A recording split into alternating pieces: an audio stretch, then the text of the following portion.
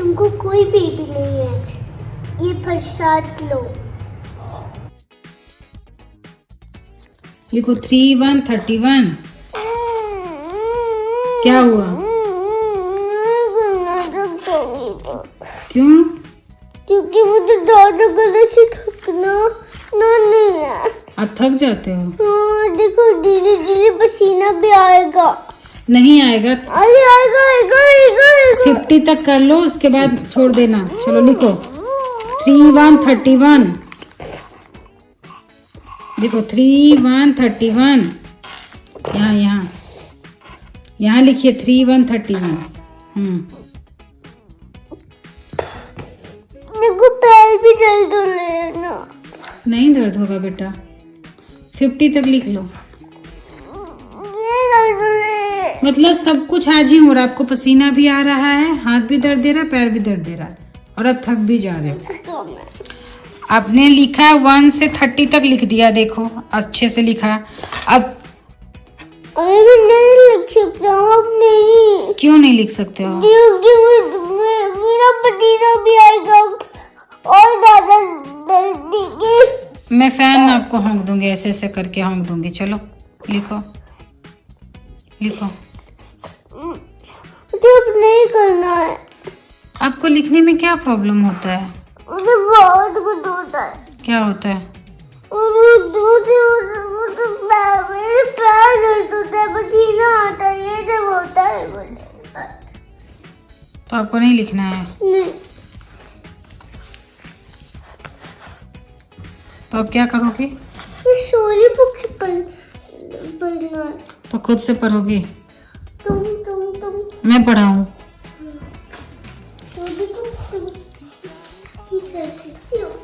तुम ही काम करोगी। मैं ही वो काम करूं? चलो। इतने सारे स्टोरी बुक में पढ़ाऊंगी? हाँ। अब तो मैं नहीं थकती हूँ क्या? तुम नहीं थकती हो। मुझे भी देखो पसीना आ रहा है। नहीं आ रहा है। आ तो रहा है। नहीं आना है। देखो कुछ भी नहीं आ रहा है। आ रहा है मुझे पसीना, बहुत पसीना आ रहा है।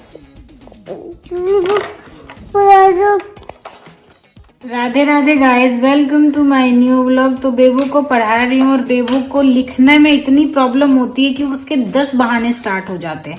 पहला बहाना, देखो मेरे को पसीना आ रहा है।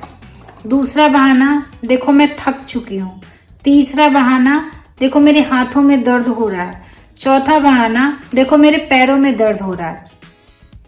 इतने सारे बहाने हैं इसके ना लिखने के, बट अगर इसको बोलो पढ़ने के लिए तो एटलीस्ट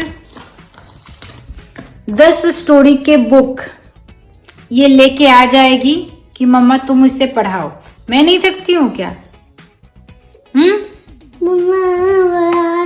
पढ़ा दो। मैं नहीं थकती हूँ, मैं भी तो थकती हूँ। नहीं, तुम नहीं थकती हो तुम। देखो मुझे भी तो पसीना आता है। मुझे नहीं आ रहा है अभी भी, तीली अभी नहीं आ रहा है। बहुत सारी चीजें। रात के 10 बजे हैं और बेबू का ऐसी हालत रहती है ना कि मुझे हर रात में लगभग 9 से 10 बजे तक पूरा स्टोरी का एक एक जो बुक है इसके पास, मुझे लगता है स्टोरी का बुक मेरे पास जी, तो मेरे पास लगभग ना 12 बुक है इसके स्टोरी वाले। वो सारे स्टोरी का बुक मुझे पढ़ना और समझाना पड़ता है, फिर जाकर के मुझे सोने को परमिशन देती है मैडम। अब देखो, अब इसके हाथ में दर्द नहीं होंगे। देखो ये बुक पे कुछ कुछ लिख रही है। मम्मा मैं मंकी नॉटी लिख लाऊं। देखो ये बुक पे जब कुछ कुछ लिखेगी अक्कड़ वक्कड़, तब इसको इसके हाथ में दर्द नहीं होगा तब। Good morning guys. तो अभी सुबह हो गया है और आज है महाशिवरात्रि, तो आप सभी को महाशिवरात्रि की ढेर सारी शुभकामनाएं। और मैं आपको दिखाती हूँ सुबह उठते ही बेबू का आजकल का पहला काम क्या होता है। मम्मा मैं ना पढ़ाई करते टाइम मुझे बहुत सुंदर एक एग मिलता है, रेनबो एग। अच्छा। तब मुझे मिल जाता है, तब मैं ले लेती हूँ उसे अपने हाथ में। बीमार से लाडली तुम बहुत माता सीता और मैं तसल्ली हूँ। गाइस तो आज बेबू को बहुत मन है, मैंने इसको बताया महाशिवरात्रि के बारे में। तो ये शंकर जी से, महादेव से इसको अभी कोई मतलब नहीं है। इसे बनाना है मुझे माता सीता, और ये खुद क्या बनना चाहती हो? दशरथ जी। तो ठीक है, मैं माता सीता बनी हूँ। अब दशरथ जी का क्या काम है, कीजिए। तुमको कोई बेबी नहीं है, ये प्रसाद लो।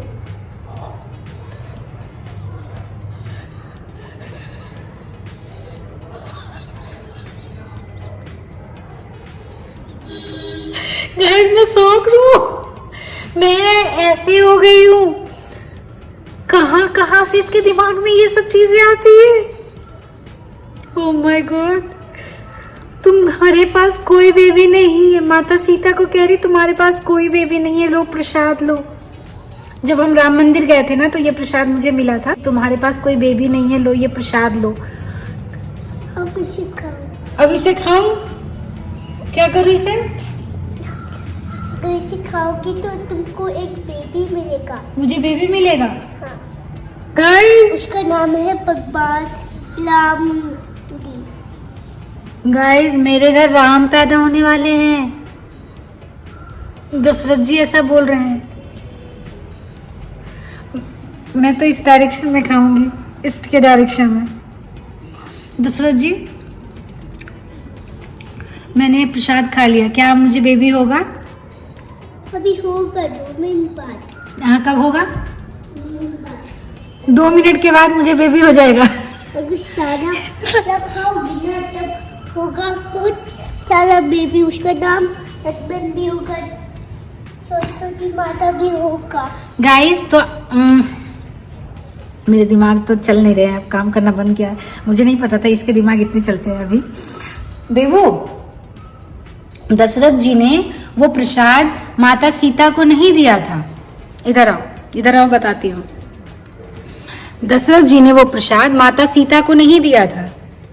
वो प्रसाद दशरथ जी ने अपनी पत्नी कौशल्या, कैकेयी और सुमित्रा को दिया था। माता कौशल्या, माता कैकेयी, माता सुमित्रा को दिया था। सीता माता को दशरथ जी ने कोई प्रसाद नहीं दिया था। अरे दिया था। अरे नहीं दिया था। माता सीता तो जंगल में चली गई थी ना, उनकी शादी जैसे ही हुई थी तो माता कैकेयी ने कहा था कि राम जी को जब वनवास जाना पड़ेगा, जो कि वो चले गए थे। राम जी के साथ माता सीता भी चले गई थी। उसके बाद दशरथ जी तो चले गए थे इस दुनिया से दूर, भगवान जी के पास चले गए थे। तो दशरथ जी ने वो प्रसाद माता सीता को नहीं दिया था।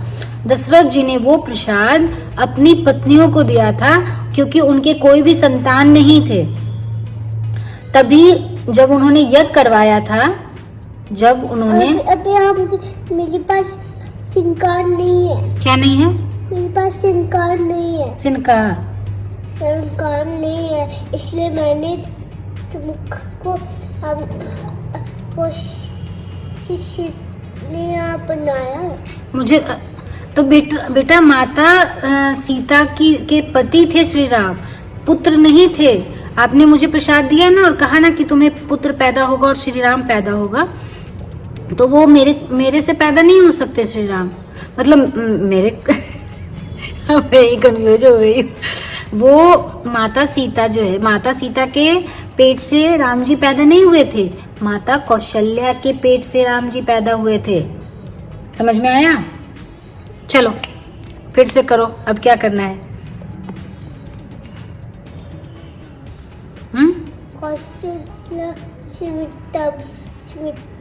बनाता हूँ। ठीक है, ओके डन।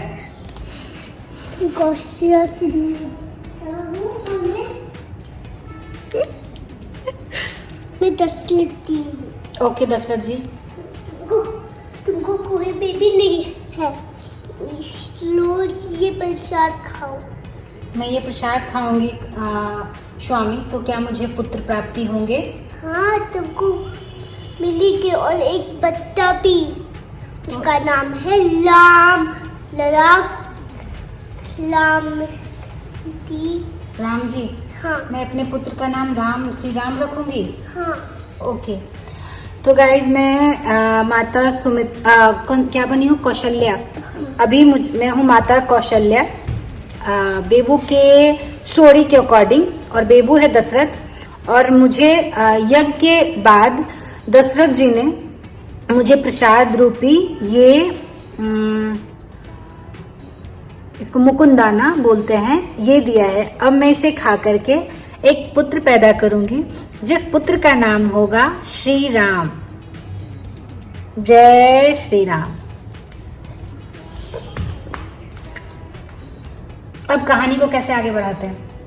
देखो तुमके गोद शाली में कुछ हिल रहा है। तुमकी शाली में क्या वो बच्चा है होगा एक? ये बच्चा है? इस यहाँ लगा हुआ है। ओह, प्रसाद खाते ही मेरे घर श्री राम जी आ गए हैं और मैं अपने श्री राम को प्यार कर रही हूँ। प्यार करूं? यहाँ पे रखा हुआ है। ओके, मैं प्यार करती हूँ। राम, मेरे घर आए हो श्री राम।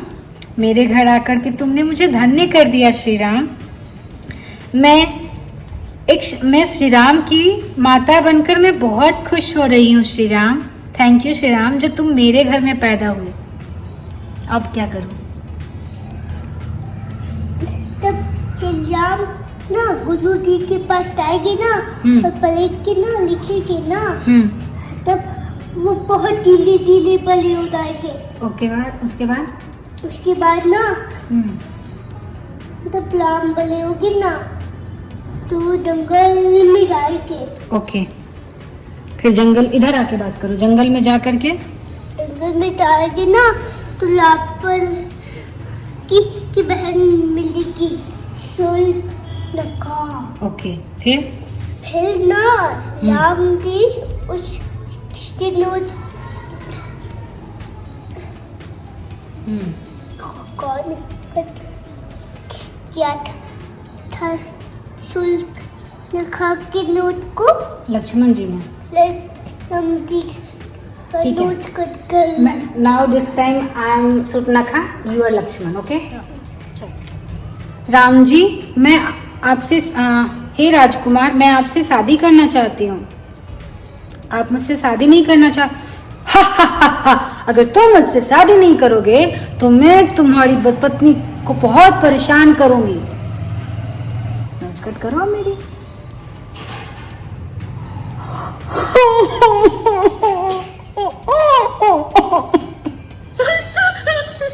मेरी नोच काट दिया लक्ष्मण ने। मैं दौड़ती रावण के भैया, मुझे मेरे नोच को दो राजकुमार आए जंगल में, उसने कट कर दिया।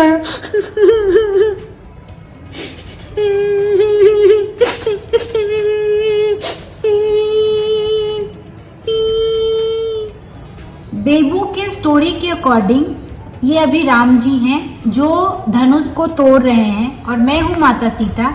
तो अभी हमारा स्वयंवर होने वाला है। चलो हमारा पहना जरा, मुझे पहना। अब हमारा विवाह हो गया।